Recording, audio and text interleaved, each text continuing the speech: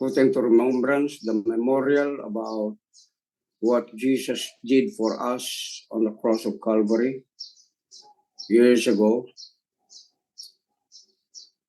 And we're going to remains these things so that it will be able to be more effective in us about what he did for us on the cross of Calvary 2,000 years ago. Let's pray for a moment. Father God, in the name of Jesus, hallelujah. We're thanking you because by your finished work on the cross of Calvary, we obtain better promises, Father God, from the shadow of the things that has already come unto us at the times, even when you were speaking to Moses, even before the very foundation of the world, before these things began, came into fulfillment on the cross of Calvary.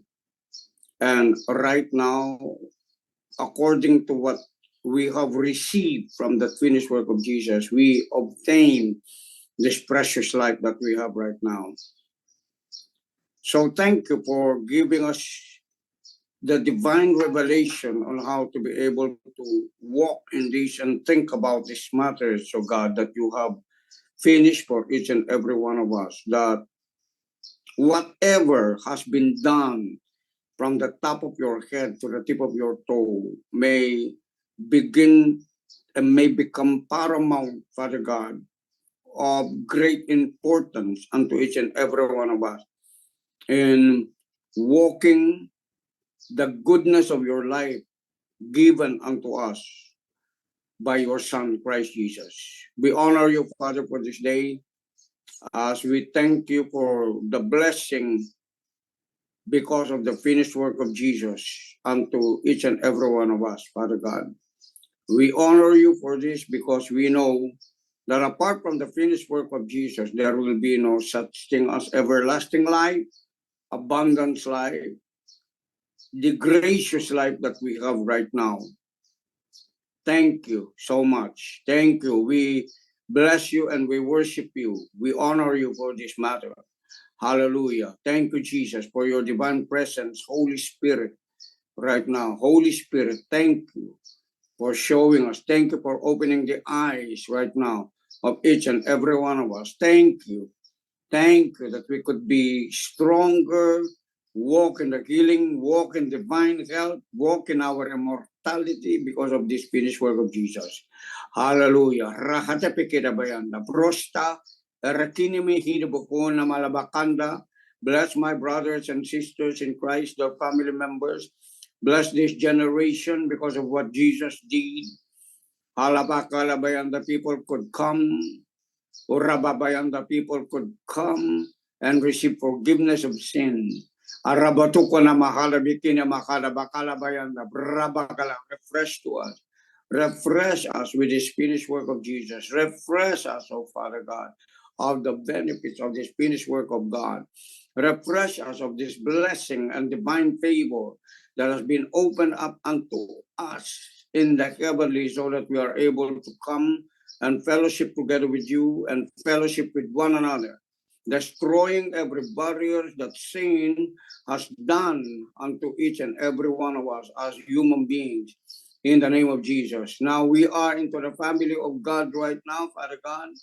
We thank you for giving us this privilege and opportunity to join ourselves together, because there are no more barriers among each and every one of us, neither in our tongue, neither in our colors, oh God, neither in our cultures or traditions. We can come together. We can fellowship together in the Spirit of God by the true word, the living word of God, in the mighty name of Jesus. We thank you for the holy blood of Christ, that we are who we are right now because of the finished work of Jesus. We are who we are right now because of the precious holy blood of Christ and the holy word of God. Let every word right now being spoken or to be spoken, Father God, open up things in our spirit and even transform, renew our minds so that we are able to walk in the order of Christ in the name of Jesus. Thank you, Father God, for the blessing among every family members of our house, blessing our communities, blessing our city, blessing our nation as one in Christ Jesus. And everyone would say amen. Amen. Hallelujah.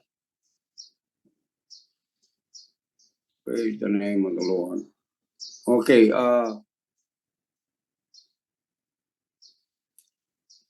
pwede po tayong mag-share patungkol doon sa ano natin, no? The message of God that was even before the fulfillment of Jesus going to the cross, maintindihan po natin yung tinatawag na Passover. Ayan, yung Passover.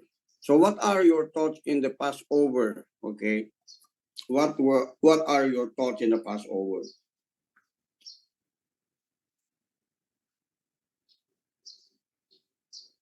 Yung Passover is about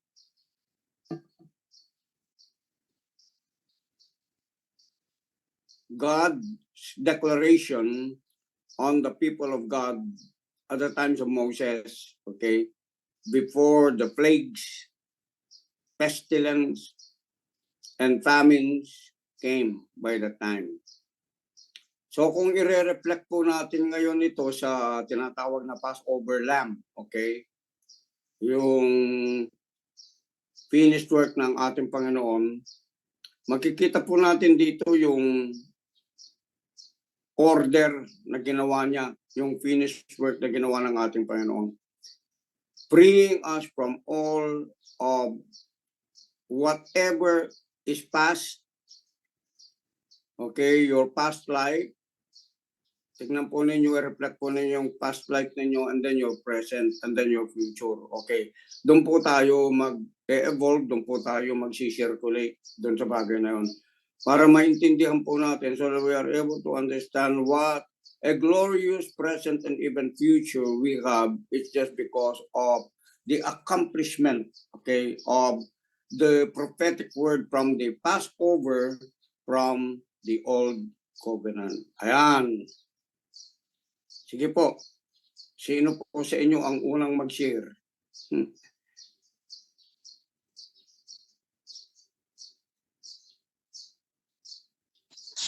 Bishop, mag-share ko po. Meron po ba? Bishop.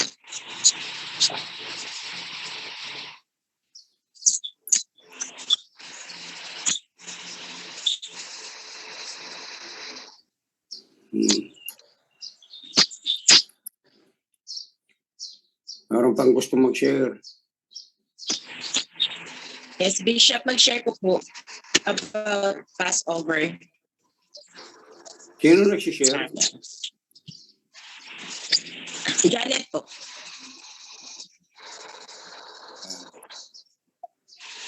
So, regarding po regarding yung sa tinatanong niyo po about Passover or what you shared kanina about Passover and how it is being reflected on my life. Having been in Israel and celebrating Passover with the Jewish people, parang it's for them, it's a liberation from their bondage. So sa atin din, sa akin, ang Passover ngayon, para siyang sa Christian life ko, having been delivered, ang dami ko nang na-Passover o ang dami ko nang napagtagumpayan. Although may mga worldly things na it seems na parang nag-i-struggle pa ako. But I'm trying to do my best kasi spiritually I was able to manage to pass over that already. And yung pag-upo sa Zoom, naging napakalaking bagay. It has been a very good fact. Doon talaga sa akin na it strengthens me every day, it nourishes me every day to keep going and hindi ko mo nag-pass over ka na from bondage and all those famines and pestilence, ganon, magre-relax na lang. Just keep moving and ang ano ko ngayon, ang laking bagay nung nakokontrol ko na kung ano yung mga things that actually is holding me, yung mga strongholds na nasa akin. And kahit gaano kahirap, alam ko magaan kasi someone already paid the price and someone is already walking with me and magaan na lahat dahil at mapapagtagumpayan lahat. Yun lang po masishare ko. Thank you. Okay, napakaganda po yung share niya, no? Kahit ano, mapapagtagumpayan mo yung mga bagay na lalakarin natin, no? Kasi yung buhay talaga ng isang tao, talagang napaka-complicated. Amen? Napaka-complicated. Even right now, yung dun sa growth natin, commission, nakakaroon pa ng complication yung mga ibang mga kapatid natin. Pero the good thing about this is that when we come into fellowship with the Word of God and with one another and put into remembrance of whatever has done on the cross of Calvary, we begin to acknowledge and we begin to change or have a changed mind concerning what we could think about our present situations, your present condition in life. So this has something to do really with what we call from the victory of Jesus into our daily victories.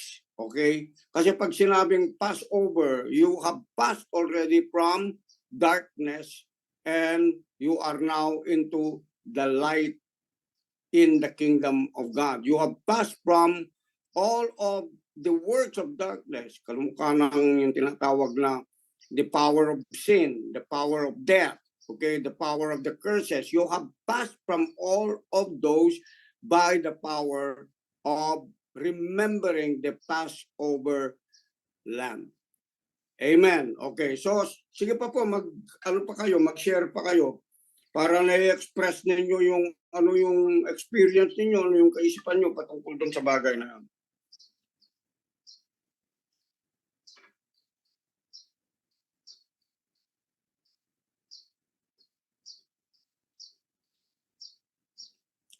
Amon po, wag po kayong mahiya, no? Para at least lahat kayo nakakapag-participate po dito.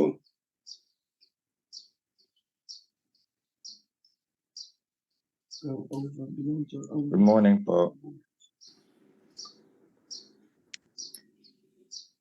Hello po. Can you hear me? Good morning, can you hear me? Okay, I think so. Yes, we can hear you. Okay, thank you. I'm in a room in Angeles City, very close to the walking street. We did outreach last night, so it was a little bit strange Passover. But it was really Passover. But we were with two pastoras from Australia. To cut it short, one of them has a very good and loud voice, anointed voice. And I asked in a bar in the walking street if she can sing Amazing Grace over the girls. And they allowed us. And so she got the microphone and she was singing Amazing Grace. I have a video from it. And girls were touched and she sang Amazing Grace in the bar.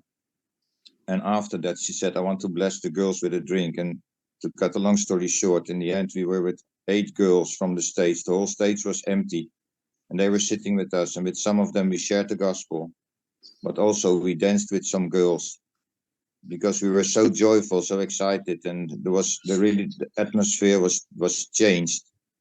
And yeah, it's all about God. It's all about Jesus, the Holy Spirit.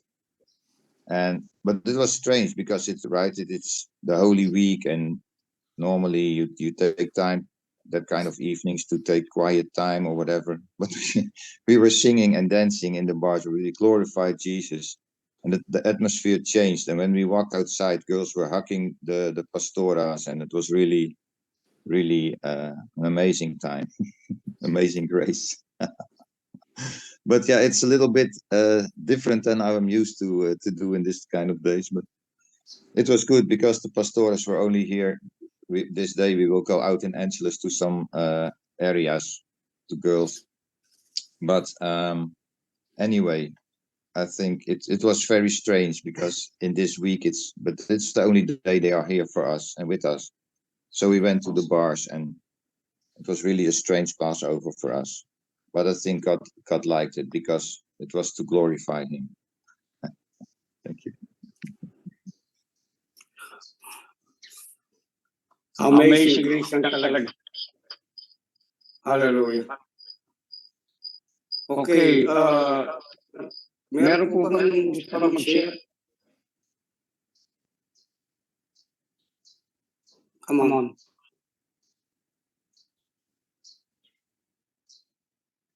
Hello.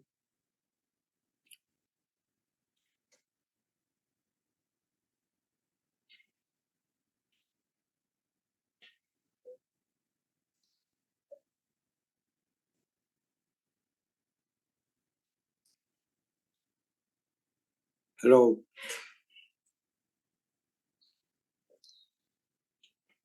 Naririnig po ninyo ako.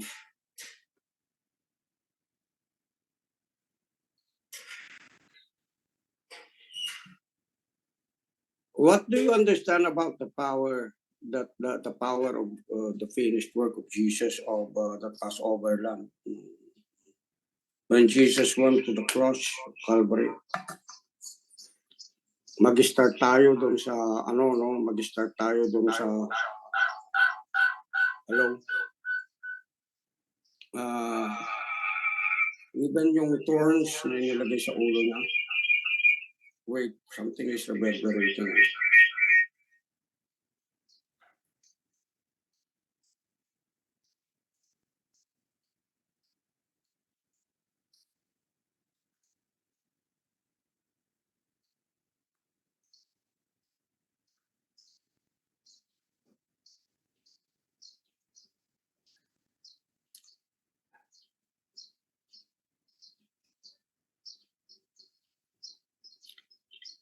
Hello? Hello? Yeah, we can hear you, Kuya, pero tingkang kay mag-backfire. Magkain ka na akong kain? Mute may tang metong. Patdan mo na mo kasi tang metong.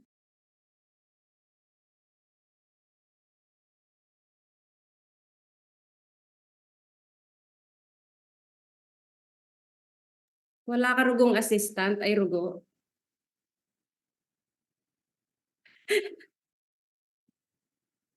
At ako po Kening Balay Bishop. Ako pong assistant yun.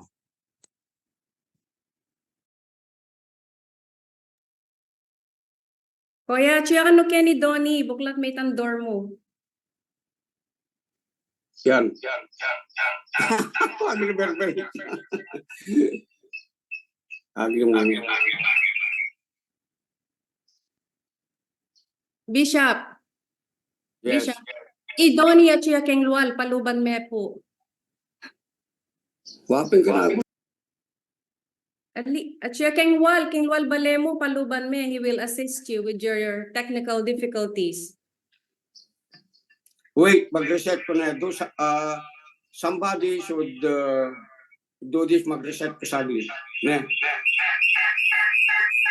Donnie o kaya Chel, mag-lead kayo sabi niya. Kuya, no, Donnie is outside your door. Outside of your house. Buklat main door.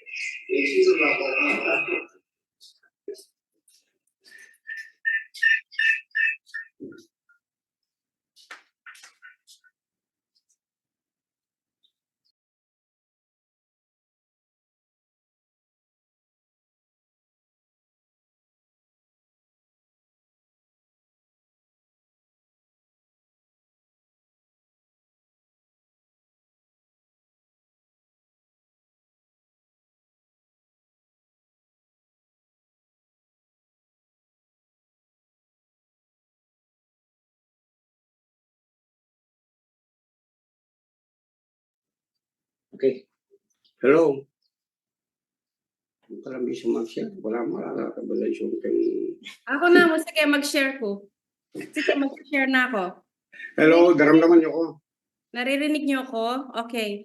So yung Passover, in the Old Testament, we all know yung Passover lamp is when they place blood on the doorpost, no? So symbolic yon in the liberation of the Jewish people from slavery. In the New Testament, it is very symbolic in that the Passover lamb is Jesus Christ, and he is the ultimate sacrifice for our sins.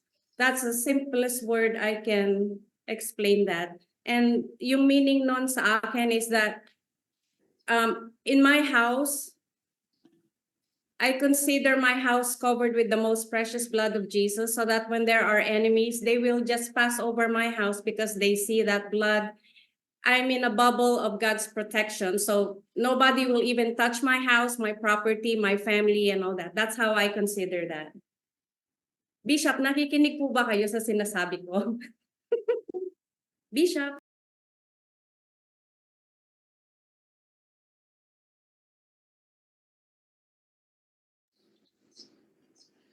Hello.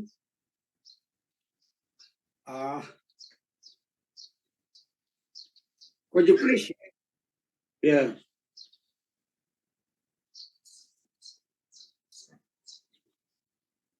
Wala po bang sa inyo na wala naman nakakahiya doon, no, yung mag-share lang kayo kahit po konti lang para mag-come out kayo doon sa ninyo, doon sa pagkakakilala ninyo, pagkakaalam ninyo patungkol doon sa gaya niyan ng daming ang daming nagpepenitensya po. Halimbawa, meron po kayong gustong kausapin, ano yung pwede nyong i-share? Kayo lahat na umuupo rito. O Reggie, ikaw. Reggie, mag-share kayo thoughts nyo about the Passover lamb. Good morning po. Yung understanding ko din po dun sa Passover, yun nga rin po. Shedding of blood po yung covering po yung nagde-declare po tayo ng covering po dun sa house natin. So yung family po natin, protected po siya ng blood ni Jesus. And yung finished work ni Jesus po yun, sobrang laking bagay po nun. And kailangan po natin maintindihan kung ano po yung ginawa ni Jesus sa cross of Calvary. And lahat po ng yun, kung hindi po nangyari, hindi po natin ma-experience yung buhay na kung nasa naman po tayo ngayon. So we should appreciate po yun, yung ganung bagay, especially hindi lang ngayong Holy Week po, dapat po nire-remember po natin yung finished work of Jesus palagi. So yun lang po yung sa akin. Thank you po. Ayun, ang ganda, yung simplicity ng ng remembrance ng tinatawag na memory. At yan naman po ay kumbaga lahat tayo dapat merong ganong klaseng memorya, no, memorial na tinatawag. At yung purpose lang naman nitong, halimbawa itong Holy Week, itong nangyari ngayon sa Holy Week, maalala natin yung finished work of Jesus. Hindi lang yung sacrifice niya, pero hindi nga rin tayo makakarating doon mismo sa benefits kung hindi natin alam yung mga sakripisyo na ginawa ng Panginoon para sa atin.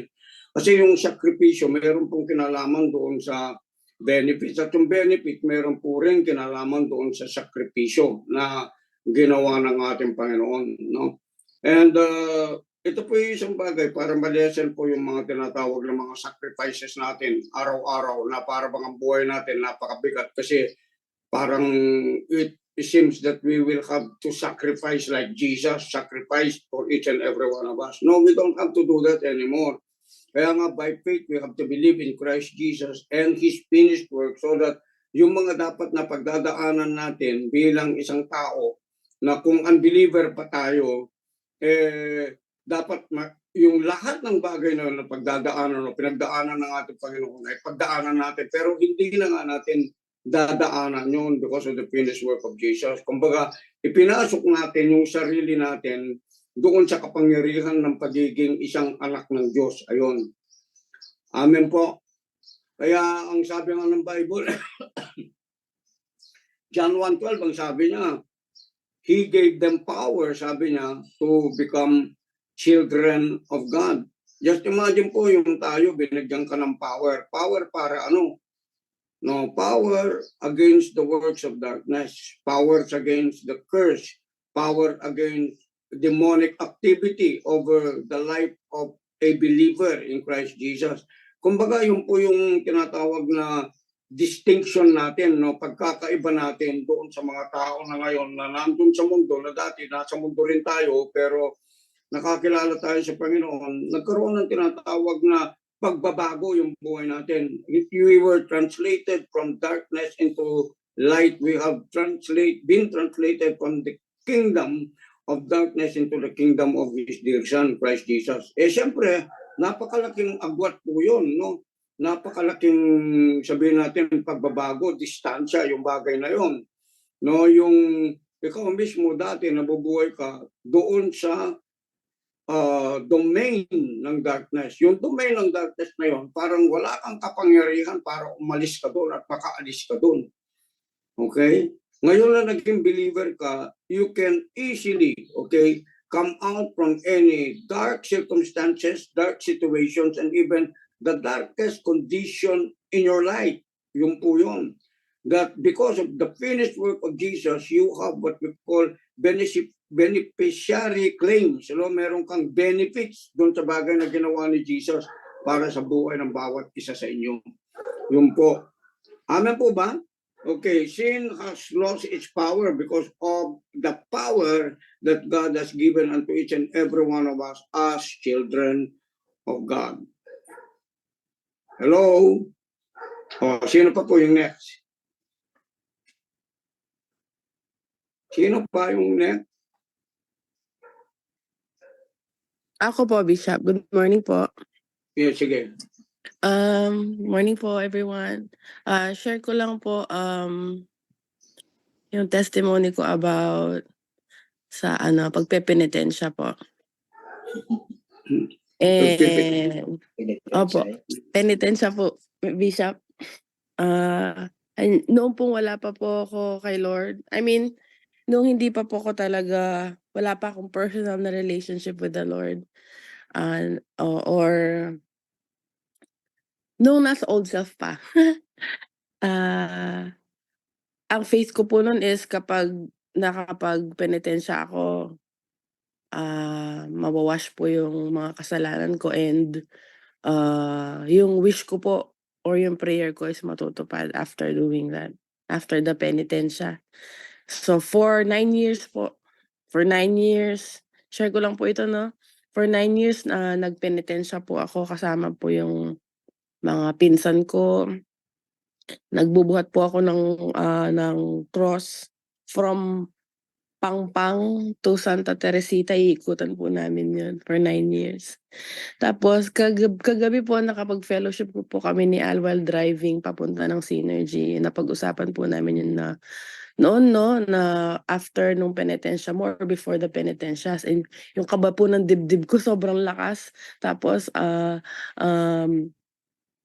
nagre-ready ako physically, kailangan nakatulog ako, kailangan kumain ako, ganyan. Tapos naisip ko lang na dahil yun sa flesh ko, dahil hindi ako living in the spirit, and dahil po noon, no, hindi man po ako nagbabasa ng Bible. As in, hindi po ako nagbabasa kahit konti, hindi man po ako umahawak ng Bible talaga. Sige po, Koy. Thank you po. Dati pong gamit, Taren, sorry po. As in, humawak po ng Bible, hindi mo po ako mahawak. Tapos, yun nga po na napag-meditatean namin ni Al Capon yung sa Ephesians 2:8, yung for it is by grace you have been saved through faith, and this is not from yourselves, it is the gift of God, not by works, so that no one can boast. Kasi po noon, feeling mo saved ka na kasi nakapagbuhat ka ng krus, feeling mo na-wash yung sins mo dahil nakapag ka na, ganyan.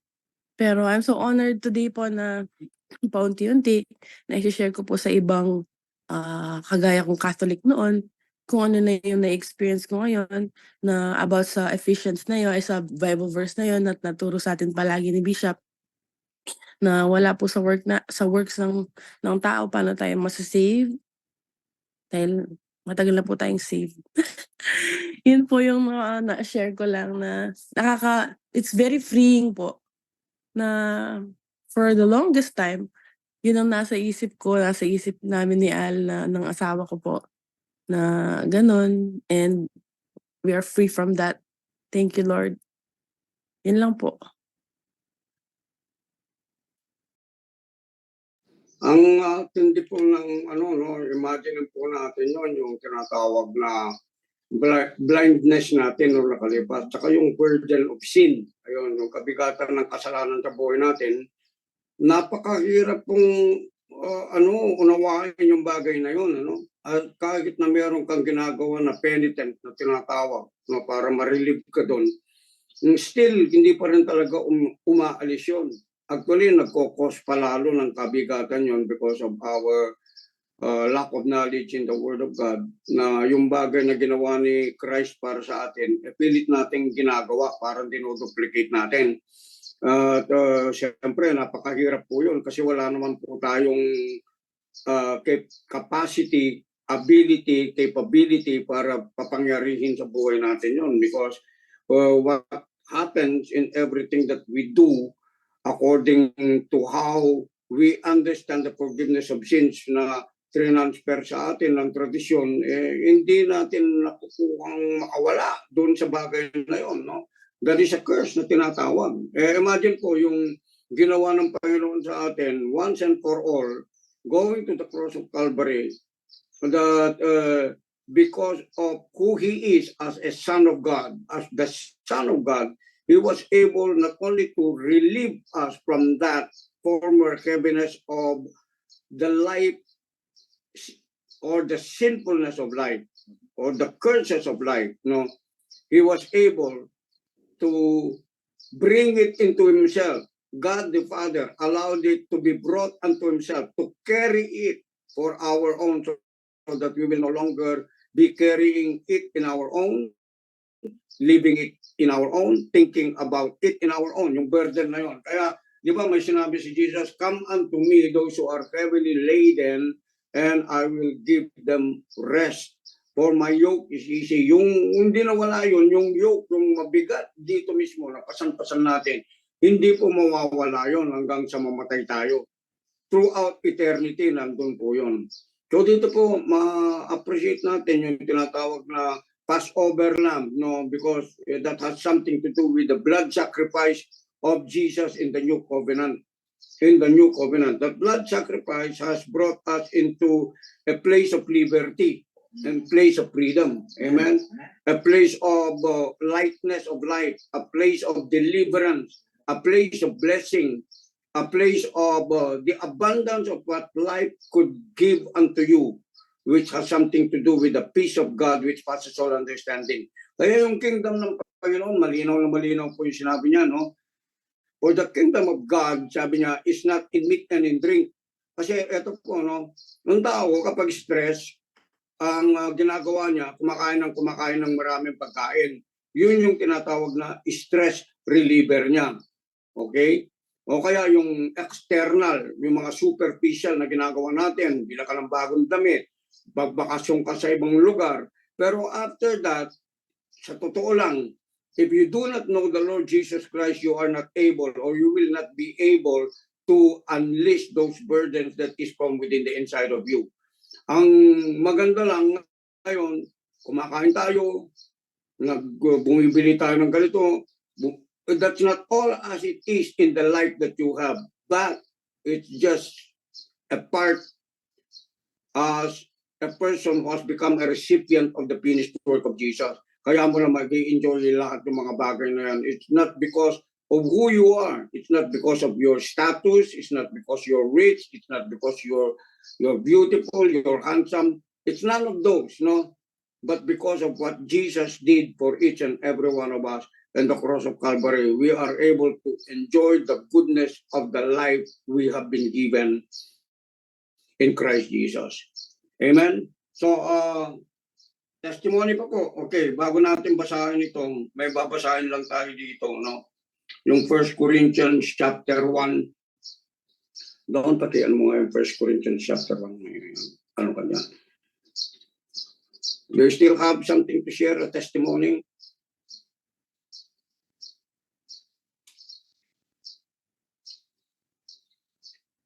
Whew, hallelujah. Jesus came to take your place. Amen. Jesus came to take your place. And this is how we have to be able to break away from the suffering, from the tribulations, because it's already in the world. That you don't have to be partaker of that anymore. You have to unleash yourself or liberate yourself from the knowledge of the Word of God and then make a statement, a continuous declaration of it. Amen. That Jesus suffered for each and every one of us, the pain, okay, the badness of our memory, okay, the condition of our memory, the condition of whatever. If you're thinking about something concerning why you are suffering the thing, it's also something that is very heavy on your part. It's just because you're trying to figure out why you're still suffering. Now, the best thing that could be done about that is just to put into remembrance about this one, okay, the what we call the Passover lamb, okay, instead of us, okay, in the Old Testament, what they had is a physical home, a physical house made by men, made by the hands of men. Okay, the entry is the doorway. Today, in the New Covenant, this is a typology. The old is a typology. That's why the old is a shadow of things to come. So, where is it now, the application? It is the application in our body, okay? Yung application sa katawan natin, yung kaisipan natin at maging yung puso natin, no? Inilagay na dyan yung tinatawag na the blood of the Lamb. Okay, who is the blood of the Lamb? Who is the Lamb that was slain before the very foundation of the world? He is Christ Jesus. And every day, this is what you have to put into remembrance, that testimony of Jesus Christ, di ba? Yung Revelation 12:11, ang sabi niya doon, we overcome the enemy by the blood of the Lamb. So by the blood of the Lamb, we think about the blood of the Lamb. Where is the blood of the Lamb? Where is your blood? Okay, i-translate mo ngayon dun sa kung saan nagagaling yung blood mo. Sa puso mo, di ba? Sa puso mo. At yung light na yun, meron kinalaman from the blood to your brain, okay, to your mind. Yung brain mo, kapag nagkukulang ng oxygen yan, which is signifies, symbolic to what we call the light of God or the light that you have right now, no? Di ba, pati yung brain mo naapektuhan, di ba? Pati yung pag-iisip mo naapektuhan, yung positivity ng isip mo naapektuhan, yung intelligence mo naapektuhan, yung memory mo naapektuhan po rin yan. Amen po ba?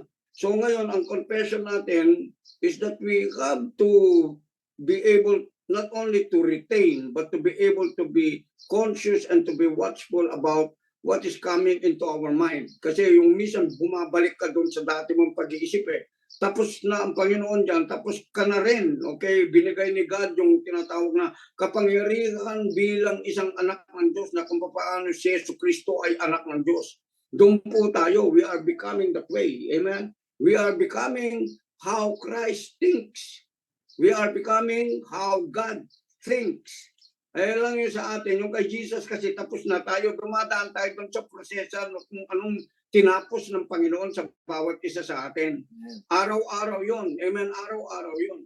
You have already come into a place of having power for you to be able to be released, be cut off from any curse. Most especially dun sa tinatawag na bunga ng kasalanan or fruit of sin, which is death. Di ba? Hello? Yung death, it includes lack, it includes poverty, it includes hunger, it includes what we call the cycle, the evolving factors of sin sa buhay natin. Kaya merong tinatawag na generational curse, bloodline generational curses, pati yung mga sakit. So tayo, riniremind tayo ni God. Kaya every time we do communion, ano sabi ni Jesus? This, when you do these things, put me into remembrance. Ayun. Put me into remembrance. Not the remembrance of your sin, not the remembrance on how people has labeled you or called you, not the remembrance of your trauma, not the remembrance of any kind of thing that has something to do with the penalties of sin of men. Amen. Because you are no longer in that. You are a new creation in Christ Jesus. You are a new creation, okay, that never existed before. You are in alignment already with the family of heaven that has no curse, that has no death. Okay? Doon tayo naka-align ngayon. Amen po ba? Okay, pakibasa nga natin yung doon yung 1 Corinthians. Okay, let me read 1 Corinthians chapter 1, no?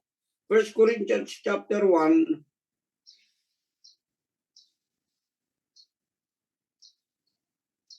I am always thanking God. Okay, TPT, ang ganda nito translation.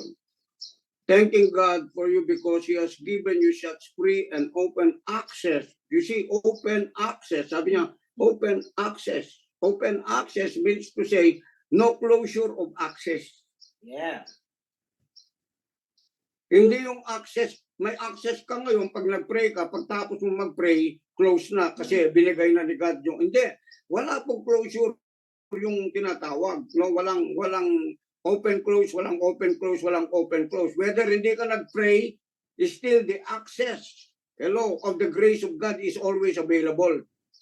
Amen. Are you with me? When you want to think right, when you want to allow God, to invite God to move on your behalf, the access is always open to each and every one of you. If you're tired, the access is always open for you to be able to have refreshing. When you do not have peace, the access to have peace is always open for you to have peace. When you don't have anything, when you're lacking in anything, in something, either in money, material things, relational supply, okay, the love of God, the forgiveness of God, the access doesn't close unto you anymore. That the access of grace that we have in Christ Jesus. Laging bukas. Sabihin nga natin, laging bukas. Ayun, no? An open access to His grace through your union with Jesus Christ because you are already united with Him. How can Jesus have an access and you connected to Jesus without you having any access? That is not how it is. Amen? Because Jesus has gained access, has opened the portal for accessibility in the heavenly places, in your spirit. Then therefore, you have the same privileges, just like as Jesus had an open access into the grace of the Father. Ganun po yung accessibility na meron ka ngayon. Kaya nga ito, no, kung halimbawa, lagi mong pinepet yung sarili mo, kaya iniisip mo yung trauma mo, iniisip mo yung nakalipas mo, at doon nagbabase lagi yung, pati yung pag-iisip mo, patungkol doon sa pagsisharing sa mga tao, dapat yung isipin po natin na okay, ganito yung kondisyon ng mga tao para hindi ka ma-overly burden, no? Ganito yung kondisyon ng mga tao. Pero because the vision is stronger than the burden, what you can see is about the finished work of Jesus. So you go into the person not being overly burdened by what they are carrying kasi mahirap yun eh. Alam mo ba? Dinaanan mo yun. So ang papakita mo sa kanya is that okay, nandiyan ka ngayon. Pero alam mo ba? Amen. Alam mo ba na pwede kang lumipat ngayon from dyan sa kalalagayan mo yan, from that kind of condition into this kind of what we call the condition that Christ has given to us by His finished work. That's the power of grace. Amen. That's the power of the finished work of Jesus. Yun yung observance natin sa tinatawag na Passover lamb. Amen. In Him, sabi niya rito, you have been made, okay, extravagantly rich in every way. Hello, in Him you have been made extravagantly rich in every way. What ways na sinasabi ng Bible? Think about any ways right now that you have. Anyways, okay. Yung kaparaanan ng mga bagay na ginagawa natin para umunlad tayo. Kaparaanan ng mga bagay-bagay para pumayapa tayo. Yung mga kaparaanan ng mga bagay-bagay para maging maligaya tayo. Yung mga kaparaanan na ginagawa natin para yung mga relationship natin sa pamilya natin, asawa natin, mga anak natin para masaya para united tayo. Ang sabi niya rito, amen, in Him you have been made extravagantly rich in every way. Amen, yung, kasi sa tao, di ba, yung Proverbs 14:12, sabi niya, there are ways which seems right unto man, but the end thereof are the ways of death. Okay? So if you have been through and passed through that ways or those ways which seems right unto you, but the end thereof are the ways of death. Yung death, pag sinabi yung death, nandyan yung tinatawag na corruption ng soul mo, di ba? Nandyan yung tinatawag na dismay, yung lahat ng discouragement, yung lahat ng frustration, yung lahat ng stress, distress, okay? Mistress. Di ba? Yung andun lahat, doon sa old na tinatawag na buhay po natin. But thank God, it's just because we have been delivered from that. We have extravagantly, we are rich extravagantly, amen, in every way. You have been endowed with a wealth of inspired utterance. Ayun, you have been endowed. You have been given. Kasama doon sa new birth po yan. Okay, doon sa you have been endowed with wealth inspired. Hindi lang utterance, wealth inspired thoughts and utterance. Okay, wealth inspired. Yung ibig sabihin, walang sinabi yung ano dyan, yung just creative ability. Yung creative ability, parte lang ng wealth. Okay, inspired thought, creativity. Amen. Your creativity is leading you to riches and wealth. Hallelujah. Your thoughts can lead you always to riches and wealth. That's why if you're thinking negatively, you could easily shift, okay, your thoughts from negative thoughts going down to corruption, going down to the punishment of your emotions. You could shift your thoughts because you have been given, okay, a wealth of inspired utterance and the riches that come from your intimate knowledge in Him. Okay? Hallelujah. And the riches that come from your intimate knowledge of Him. For the reality of the truth, Christ is seen among you and strengthened through your experience of Him.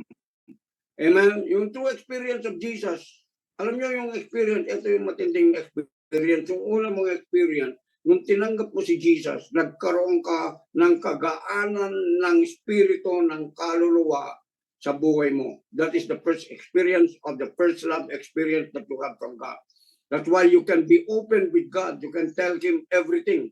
Now, habang tumatagal po tayo, while we are walking together in fellowship with God, it should not be, okay, that those things that are in the world should entangle us again, sabi ng Bible, into the yoke of bondages. You have to relinquish yourself out of those thoughts, out of those negative emotions. Amen po ba? Hallelujah. Amen. Hallelujah. So ito po parang mga testimony ni Jesus sa atin. Hindi mo lang testimony, kundi testimony ni Jesus. Kasi sabi niya, Revelation 12:11, di ba? We overcome the enemy by the blood of the Lamb and by the word of our testimony, which is really the testimony of Jesus. What is the testimony of Jesus? About the things that He had gone through the cross. Okay? Yung lahat ng pain na sinaper niya. Yung pain na yon, sa iyo yun. Kinuha niya. Okay? Yung lahat ng mga bagay, yung accusations as a criminal to Jesus, you are that person. Amen. We all have criminal minds. But because of Jesus, amen, yung alam niyo yung thorns na inilagay sa kanyang kaisipan, sa kanyang ulo, no? Ang ibig sabihin ng thorns na yon, He suffered all of those, okay, so that we would be set free from any negative thoughts, so that we would be set free from any painful thoughts that reminds us of our past mistakes, reminds us of our past troubles. Amen po ba? Hallelujah. Thank you, Jesus. So, read it for the reality, verse 6, for the reality of the truth. of Christ is seen among you and strengthened through your experience of Him. So now you aren't lacking any spiritual gift as you eagerly await the unveiling. The Bible saying you do not lack anything. Okay, remember this, you do not lack anything. You do not lack anything. Amen. Okay. So, let's go to verse 7. So now you aren't lacking any spiritual gift as you eagerly wait the unveiling of the Lord Jesus Christ, the Anointed One. He will keep you steady and strong to the very end. He will keep you steady and strong. Sabihin nga natin, steady or what we call firm, unchanging, not lacking in anything. Amen. Firm, sabihin nga natin firm, okay? Permanent. Kumbaga, sa status mo sa harap ng Diyos, yung lahat ng bagay na hindi mo pa pinagdaanan, nadadaanan mo dun sa future, permanent kang victorious. Because you are defined and identified not in your own victories, but in the victory of Jesus. Amen? Mukha kang hindi naging successful kahapon, pero in the spirit, successful ka. Yes. Mukha kang walang pera kahapon, pero in Christ Jesus, mayaman ka. Nakukuha po ba natin? Kaya nga, it is by faith, it is by grace that you are saved through faith. Wala nang pwedeng accuse sa iyo ang demonyo. Kahit sabihin niyang demonyo yung ginawa mo kahapon, tao lang naman nagsasabi nun. No?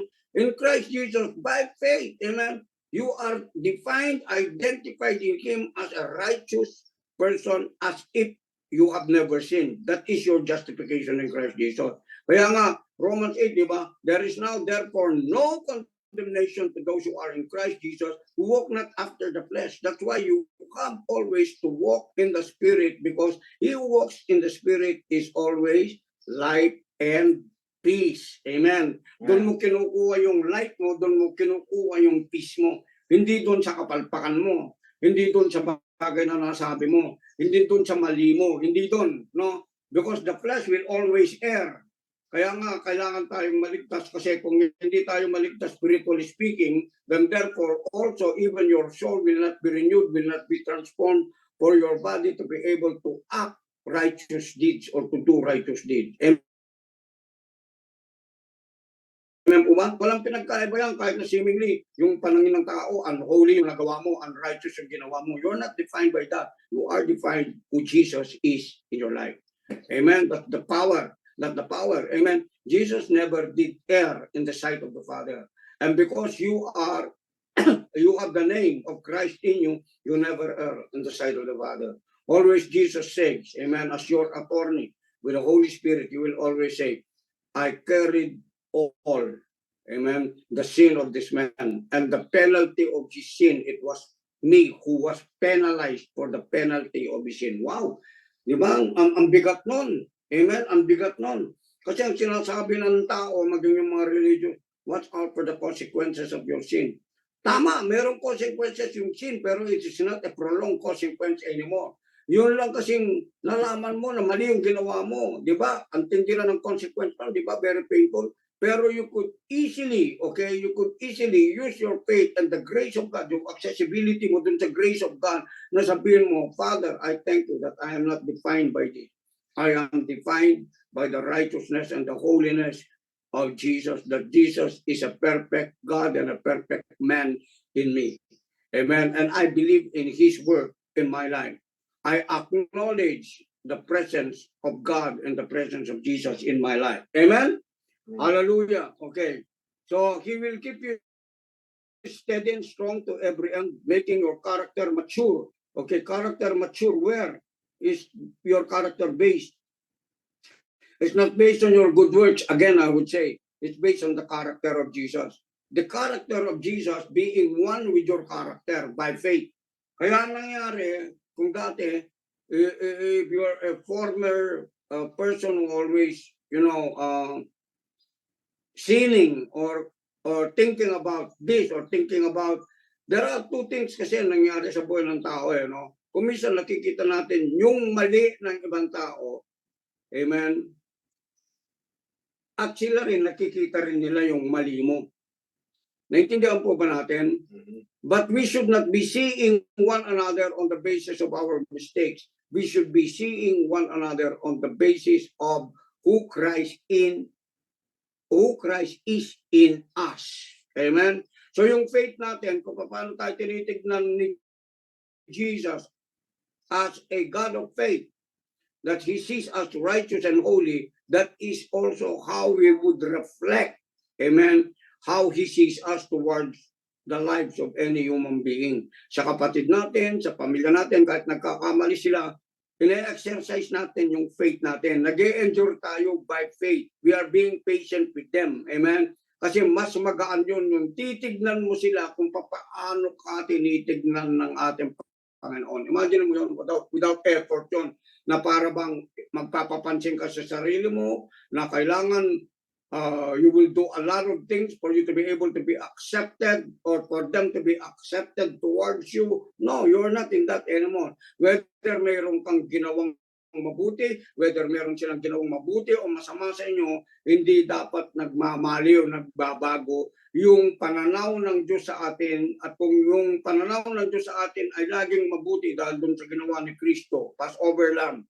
okay, ganun din ang magiging pananaw natin pag-accept natin sa mga kapatid natin, mga kapamilya natin. Amen po ba?